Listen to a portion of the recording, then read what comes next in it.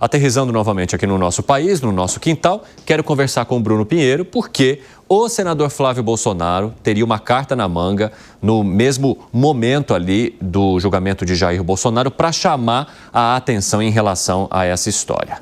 O que ele está prevendo ou pensa em fazer no mesmo horário, hein, Bruno? Como uma forma de protesto até, né? Bem-vindo, meu amigo. Uma audiência que vai acontecer amanhã no Senado Federal, na Comissão de Segurança Pública. Ótima tarde a você, Evandro, a quem nos acompanha nesta super segunda-feira de uma super semana aqui na capital federal. Esse requerimento já era aguardado, já havia sido aceito. Eduardo Tagliaferro, ex-assessor direto, então, ali do ministro Alexandre de Moraes na Justiça Eleitoral durante as eleições em 2022, quando o ex-presidente Jair Messias Bolsonaro estava na disputa eleitoral. Ele está hoje na Itália, mas Eduardo já confirmou que amanhã vai estar nesta importante audiência no Senado Federal. Ele já está dando indícios que vai revelar várias informações de como aconteceu todo o procedimento eleitoral em 2022 e será no mesmo momento em que a sessão no Supremo Tribunal Federal, o julgamento do ex-presidente, estará acontecendo. O senador Flávio já indicou que não vai acompanhar o julgamento em tempo real, já que haverá um compromisso.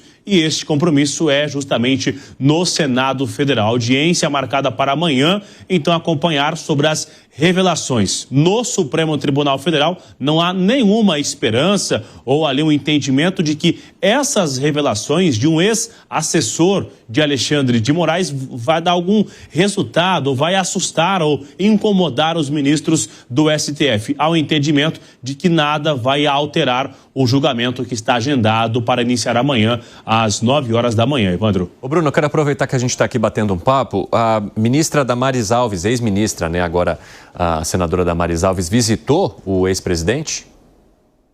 Visitou sim hoje, por volta das 11 horas da manhã. Ela chegou lá e se retirou por volta de 1h da tarde. Um encontro que durou quase 2 horas. Eu apurei que rolou ali um lanche de café da manhã e uma oração, inclusive também com o ex-presidente Jair Messias Bolsonaro, que também, em solidariedade à senadora Damares Alves, apresentou uma grande preocupação sobre o estado de saúde da senadora Damares, que luta contra o câncer de mama. Inclusive, ela acabou divulgando essa informação no Senado Federal na última semana. Hoje também compartilhou com o ex-presidente, que manifestou a sua solidariedade, mas disse estar muito confiante. Com quem eu conversei, me disse que a senadora não conseguiu aguardar o almoço, que seria ali oferecido também na residência, se retirou rapidamente e o veículo da senadora não foi revistado, ainda que com uma ordem do ministro Alexandre de Moraes. O que aconteceu? Ela foi com o seu assessor, o seu motorista, ela fica na frente da residência, entra na casa,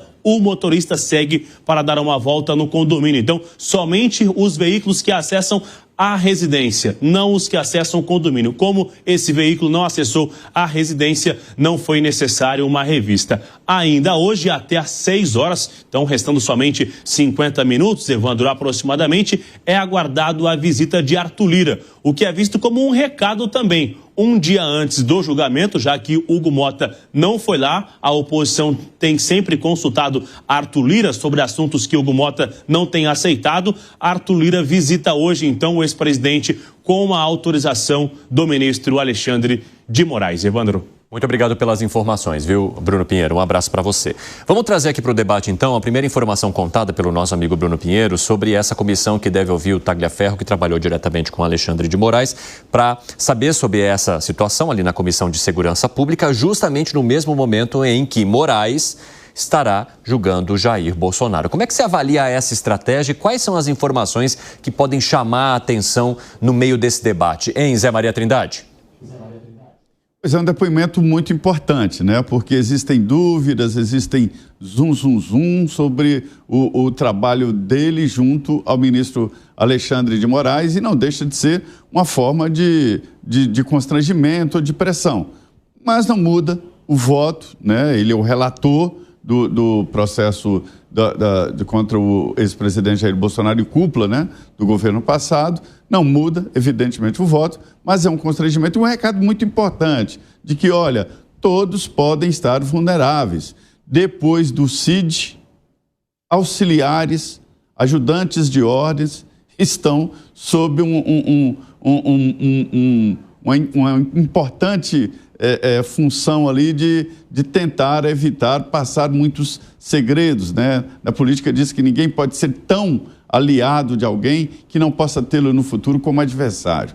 Então, o ajudante de ordens já tem hoje uma função menos importante e também assessores no Supremo, já não é recente, né? Porque já houve casos passados. Esses assessores não têm uma proximidade muito assim com os ministros, não. Como é que você avalia, Piperno? Olha, o fato de ter sido um assessor do TSE naquele momento, né, tão tempestuoso aqui na vida do país, é óbvio que faz dessa pessoa, desse cidadão, um observador privilegiado. Mas em relação àquele processo eleitoral, eu me lembro que aqui mesmo nesse estúdio, a gente recebeu um dia o deputado Eduardo Bolsonaro. A primeira pergunta que eu fiz para ele foi: então, mas qual era a intenção do seu pai ao receber um hacker condenado no Palácio do Planalto e mandar esse hacker conversar, ser recebido pela Comissão Eleitoral lá das Forças Armadas? Aí ele olhou e tal, isso aí você tem que perguntar para o presidente. Coisa da Carla, mas isso aí você tem que perguntar para o presidente. Então, assim, um dia eu gostaria que pelo menos um desses personagens tivesse a coragem, a hombridade e a responsabilidade com o país para falar: olha, recebi sim um hacker criminoso por isso, em pleno processo eleitoral. Fala, Bruno Musa. Bom, vamos lá, eu concordo. É uma peça extremamente relevante, até mesmo pelas informações. Ele vem falando em diferentes canais, em diferentes podcasts, que ele tem tudo arquivado, que ele tem tudo salvo em diferentes, enfim, locais, nuvens, e que, portanto, mesmo que se alguma coisa acontecesse com ele ou com a família dele, que os áudios daí já teriam, ou as provas de todos os excessos estariam ali. Agora, isso parece que vem saindo aos poucos. A gente viu lá atrás, né, quando a Folha começou a noticiar, depois parece que vai um pouco, retrocede um pouco. Enfim, eu acho que o que ele pode ter para aportar, se ele tiver de fato o que ele tem falado, é muito mais importante se ou quando ele soltar todas essas informações do que efetivamente no próprio processo em si. Isso eu acho que não vai alterar nada, mas ele pode alterar pós-julgamento. Se de fato vierem tudo isso à tona que ele vem falando, isso pode, obviamente, ajudar até num eventual processo de andar com anistia dentro do Legislativo. Agora, Zé Maria Trindade, só para a gente arrematar as informações trazidas pelo Bruno, eu quero falar um pouquinho sobre a visita de Damares Alves, quem contou, inclusive a nossa reportagem, que o ex-presidente Jair Bolsonaro está tranquilo, né, está sereno, à espera do julgamento no Supremo Tribunal Federal, mas que está com bastante soluço, tem uma questão de saúde aí que estaria envolvida nessa história. Fala para mim sobre essas visitas e sobre a maneira com que esses visitantes têm relatado assim a situação do ex-presidente ao longo de todo esse processo. Eu converso com os deputados e senadores que visitam o ex-presidente, né? Primeiro, dizer que a decisão do ministro Alexandre de Moraes de reforçar a vigilância, né? Ela entrou, inclusive, na propriedade privada, que lá é um condomínio, né? Então, ele determina a entrada da polícia e a permanência lá dentro de um local privado, um condomínio, que fica, né, não dentro da casa, mas controle fora. Os deputados e senadores pedem autorização e há uma espécie de fila. O Sanderson me disse que deve ser o próximo, nessa semana, ele vai visitar, por exemplo, o ex-presidente. Os relatos são de que ele está deprimido, de que fala que o país não merecia estar nas mãos de uma gestão assim, que estão arrasando o Brasil, faz comentários políticos e tal, e há uma certa resignação. Esse problema do soluço dele é antigo, ele já foi inclusive hospitalizado diante da insistência de um soluço e é em decorrência exatamente das cirurgias anteriores e da facada que ele levou. Mas agora a gente vê que é uma certa resignação, né? É uma luta antiga, de muito tempo, uma batalha ali, e agora ele está em casa e o mundo está indo até ele, já que ele não pode sair. Então há uma fila de deputados e senadores para essa visita, e todos autorizados. Aqui negou um pedido de visita.